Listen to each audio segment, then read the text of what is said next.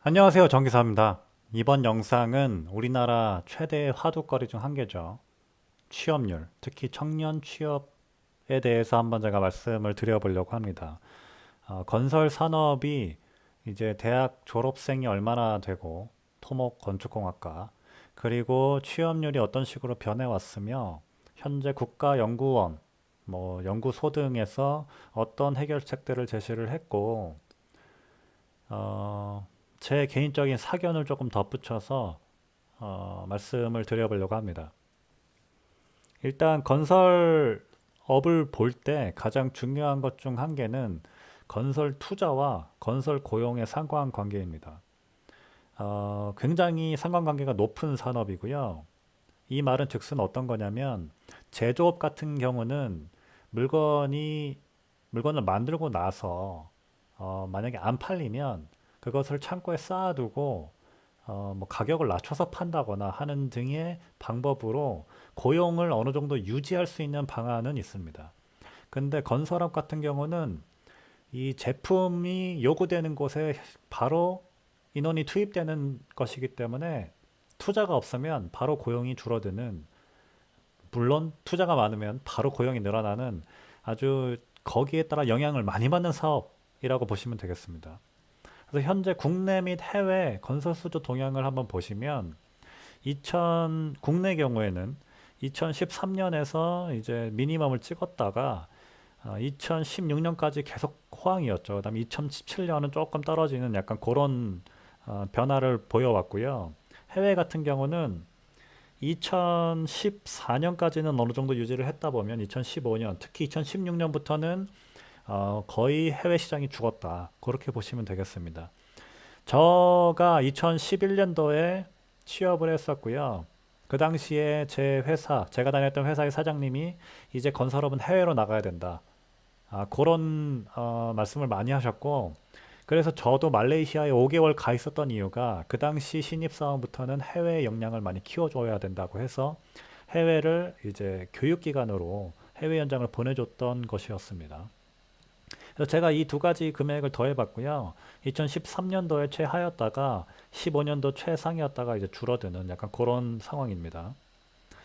청년층 건설업 진입을 보면은 2018년부터 계속 하향 곡선이었습니다. 건축 토목공학과 졸업생은 2010년부터 계속 늘었고요. 2019년까지 어떤 변화가 있었는지 모르겠지만 15년까지는 계속 늘은 상황이고, 취업률을 보면 건축공학과는 어느 정도 취업률이 상승했다지만 토목공학과는 계속 취업률이 좀 하향 곡선인 그런 상황이었습니다. 이제 건설업에 대한 인식, 이제 어떤 기사가 탈건설을 외치는 주니어, 3D 인식, 일감 부족의 건설 기술이 사라진다라는 제목으로 어떤 건설업에 종사했던 사람들 아니면 종사하고 있는 사람들을 인터뷰를 했고요. 거기에서 제가 핵심되는 내용만 조금 따와봤습니다. 이제 이분은 미래가 없어 보이는 건설업, 시대를 역행하는 조직 문화, 가족과의 시간 부족, 탈건합니다라고 했습니다. 아무래도 건설업이 남성성이 아주 강한 산업이죠. 맨날 영화에서 보면은 조폭들이 하는 산업은 건설업이죠. 그래서 아무래도 조금 이 조직 문화가 조금 더 있는 느낌이 있습니다. 그리고 이제 아무래도 현장 같은 경우는 힘듭니다. 힘들기 때문에 가족과의 시간이 부족하다. 그런 얘기를 했고요. 그 다음에 다른 분은 4년간 건설업계 1, 2를 다투는 건설사를 다니다가 공공기관으로 이직을 했다. 건설업계 선두주자라는 자부심이 있었지만 해외 공사가 아니면 흥미로운 공사도 없었고, 국내에서는 적폐로 몰려 괜히 서러웠다. 제가 적폐에 대해서는 제 개인적 사견을 영상 마지막쯤에 말씀을 드리겠습니다. 그리고 건축공학과, 토목공학과는 거의 매년 미달이 됐다. 인기 자체가 없는 거죠. 그리고 애초에 토목직 신입사원은 거의 뽑지 않기 때문에 대기업에 들어가나 공기업에 들어가나 다 어렵기 때문에 차라리 더 안정적인 공기업과 공단 등을 최우선 목표로 삼고 있다. 그런 얘기가 있었고요. 그리고 현재 어떤 일들이 벌어지고 있는지를 조금 말씀을 드리면, 이제 삼성물산은 우리나라 건설사 중에 가장 큰 회사 중 한 개고요. 2015년부터 대리급 이상 전 직원을 대상으로 희망퇴직을 받아왔다.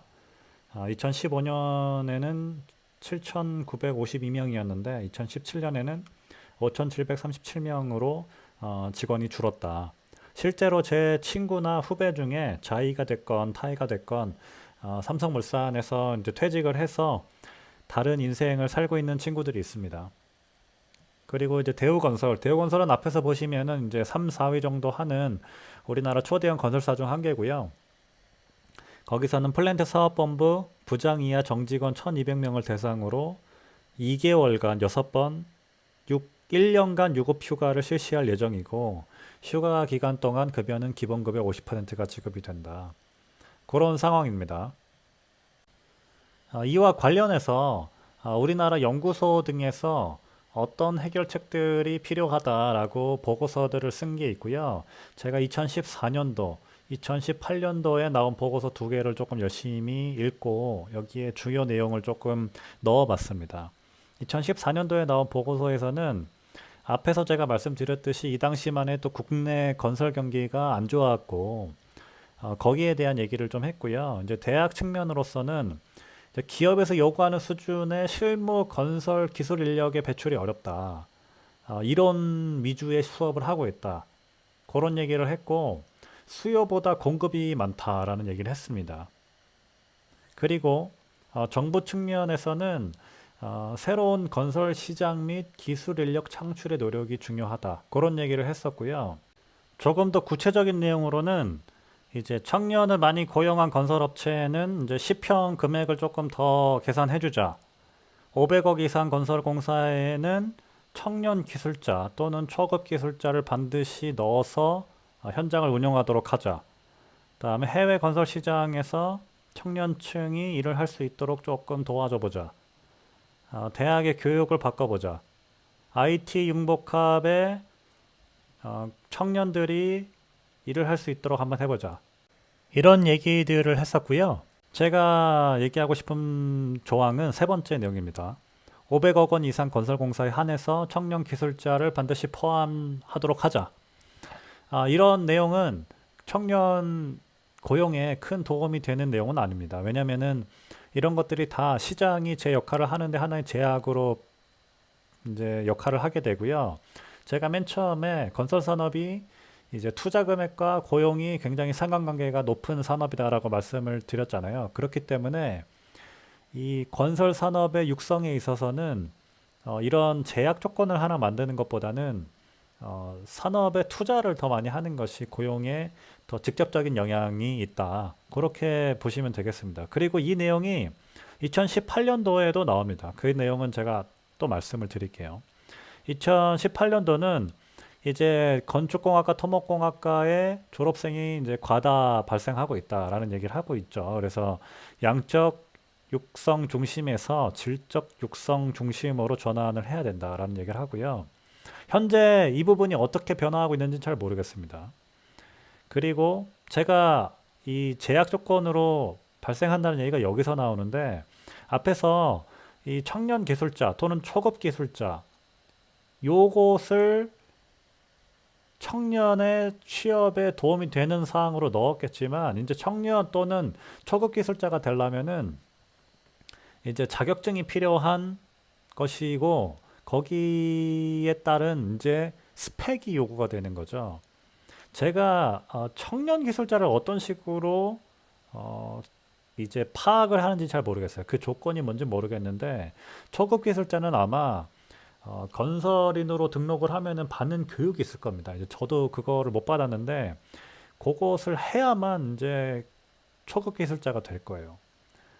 그 말은 즉슨 뭐냐면 청년들한테 대학 졸업뿐만 아니라 대학 졸업을 하기 전에 어떤 자격증을 따야 된다라는 얘기로 발생하고 결국에는 국가가 스펙을 더 강요하는 그런 것밖에 안 됩니다. 그러니까 일단은 이 보고서에서는 이제 그런 부분이 별로 효과가 없다라는 얘기를 하고 있는 거고요. 그리고 산업의 니즈가 변함에 따라 새로운 건설 기술 자격 제도의 신설 검토를 한번 해보는 것도 괜찮지 않겠냐라는 얘기를 했었고 똑같은 얘기죠. 이제 현장 배치 기술자 기준의 재검토가 필요하다.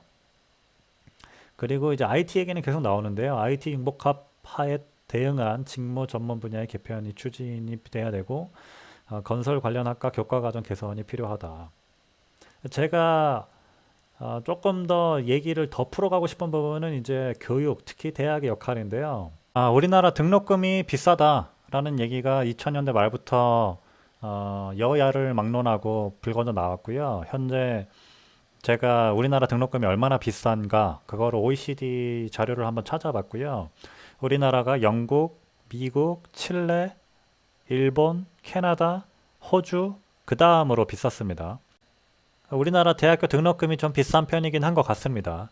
그래서 일단은 정부에서 계속 실시해 오고 있는 상황이 어떤 거냐면 그 해마다 대학교가 등록금을 올릴 수 있는 상한선을 정합니다. 몇 퍼센트까지 올릴 수 있다라고 정하고요.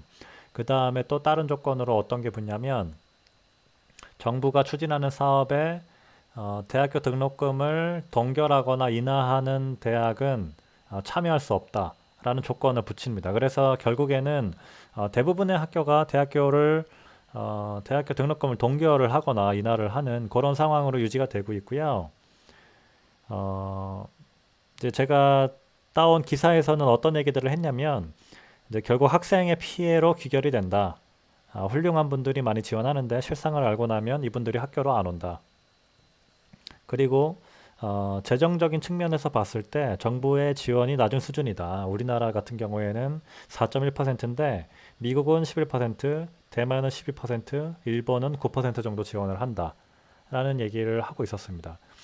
그래서 제가 하고 싶은 얘기는 뭐냐면 우리나라의 대학교 등록금이 비싼 게 그냥 진짜로 얼마나 비싼지는 그 교육 기관이 그 가치를 제대로 전달을 해주고 있는지의 문제라고 생각을 하거든요. 이제 대학교 등록금이 비싸다는 얘기가 대학교를 졸업을 해서 본인이 그 대학교에서 주어지는 학위를 가지고 사회에 나왔을 때 그 학위가 제대로 된 가치를 하느냐, 거기에 대한 문제이지, 정말로 너무 비싸기만 하다라는 얘기로 이렇게 정부에서 대학교의 자유를 없애는 게 맞는가. 저는 거기에 대한 좀 문제가 있고, 그리고 대학교가 변하려면 이제 해결책으로서 많이 나온 얘기도 교육과 관련된 부분이 많잖아요. 그러면 그런 역할을 하려면 대학교에서 조금 더 투자를 할 수 있는 그런 여건을 만들어주는 게 필요하지 않나라는 생각을 합니다. 그리고 이제 대학교에서 고민을 해야 될 부분은 건축공학과나 토목공학과에 이제 필요한 인원, 뽑는 인원이 정말로 사회에서 필요한 인원인지를 한번 고찰을 해서 많이 뽑을 필요가 없으면 많이 안 뽑는 상황도 고려해야 되지 않나 그런 생각을 하고요. 그리고 이제 마지막으로 조금 애매한 제가 말씀드리기 조금 예민한 부분이긴 한데 저는 이 정치권에서 벌어지는 이제 건설 산업과 관련된 이제 아주 복잡한 내용들 있잖아요. 4대강이 수질을 더럽혔느니 아니면 수질이 개선됐느니 그리고 지금 결국에는 4대강 보호 몇 개를 해체를 하고 다른 데는 상시 개방을 하겠다 라는 얘기를 하고 있는데 또 어떤 기사들을 보면은 농민들이 그 물을 이제 농사에 써야 되는데 그렇게 만들어 놓은 보를 물도 못 가두게 해놓고 하면 어떡하냐. 그런 얘기를 하고 있습니다. 그러니까 결국에는 이제 제가 하고 싶은 얘기는 이렇게 정치권에서 한 공약에 대해 제대로 된 사실 전달도 하지 못하고 서로 정치권적인 싸움으로만 이렇게 얘기를 하니까 제가 앞에서 보여드린 기사에서 인터뷰를 한 사람처럼 국내에서는 적폐로 몰린다 라는 얘기를 하는 게 아닌가 싶습니다. 지금 문재인 정부에서 원자력 공학을 아예 대놓고 죽이고 있죠. 탈원전을 선언을 하고 이제 원자력 공학과 교수님 거기 학교를 다니고 있는 학생들은 정말 난처한 상황에 벌어져 있는데요. 이렇게 정치권적인 프레임을 가지고 하나의 공학을 이렇게 좌지우지하는 게 맞는 건지 그리고 특히 건설 토목 사업이 안 그래도 3D적인 측면이 있습니다. 이제 아무래도 야외에서 일하게 되고 또 앞에서 제가 남성성이 강하다 그런 얘기를 드려서 안 그래도 그렇게 청년들이 선호하는 산업은 아닙니다. 하지만 건설 산업이 국가 기반 산업이고요. 우리가 쓰고 있는 물, 전기, 그런 모든 것들에 다 영향을 주는 산업이기 때문에 그 필요 인력이 언제나 국가적으로 유지가 돼야 되는 산업입니다. 따라서 국가적으로 또 언론에서 이 좋은 측면을 또 많이 보여주고 또 조금 더 청년들이 긍정적인 마인드를 가질 수 있는 부분, 그런 것에 대한 노력이 필요하지 않나. 저는 그런 식으로 생각을 하고요. 이제 이 건설 산업에 있는 지식인들, 그분들이 이런 역할을 하는데 기여해 주셔야 되는 게 아닌가. 저는 그런 생각을 하고 있고요. 제가 나중에 저는 이런 쪽으로 조금 기여를 하고 싶은 생각이 있습니다. 어, 그게 저희 나라를 조금 더 건강하게 만드는 방향이 아닌가 그렇게 생각을 하고 있습니다. 제가 참고한 자료들이고요. 제 개인적인 얘기를 마지막으로 조금만 덧붙이자면 일단은 제가 바라는 바는 저는 한국 대학에 취직을 해서 우리나라 건설 교육에 조금 이바지하고 싶은 생각이 있습니다. 그게 제가 제일 바라는 제 인생의 방향인데 한국 대학의 벽이 굉장히 높습니다. 아까 제가 대학이 변하려면 대학의 규제를 좀 풀어줘야 된다라고 말씀을 드렸는데 이런 규제들의 그 여파로 자리가 잘 안 나옵니다. 자리가 잘 안 나오고 또 지원 요건이 대부분의 대학이 박사학위 수여 예정자, 이제 예를 들어 박사 마지막 학기에 제가 대학에 지원을 하고 싶어도 할 수가 없습니다. 그래서 대부분 택하는 방법이 다른 대학, 미국이나 영어권 대학에 교수를 몇 년 하다가 한국 대학에 자리가 나면 지원을 해서 그렇게 가는 그런 방향을 취합니다. 그게 본인의 이력을 위해서 그렇게 하시는 분도 있겠지만 저처럼 바로 들어가고 싶어도 바로 들어갈 수 없어서 그렇게 해야 되는 사람도 있습니다. 결국에는 많은 변화가 있어야 될 거라고 생각을 하고요. 그런 방향으로 대한민국이 발전해 나갔으면 하는 바람입니다. 전기사였습니다. 감사합니다.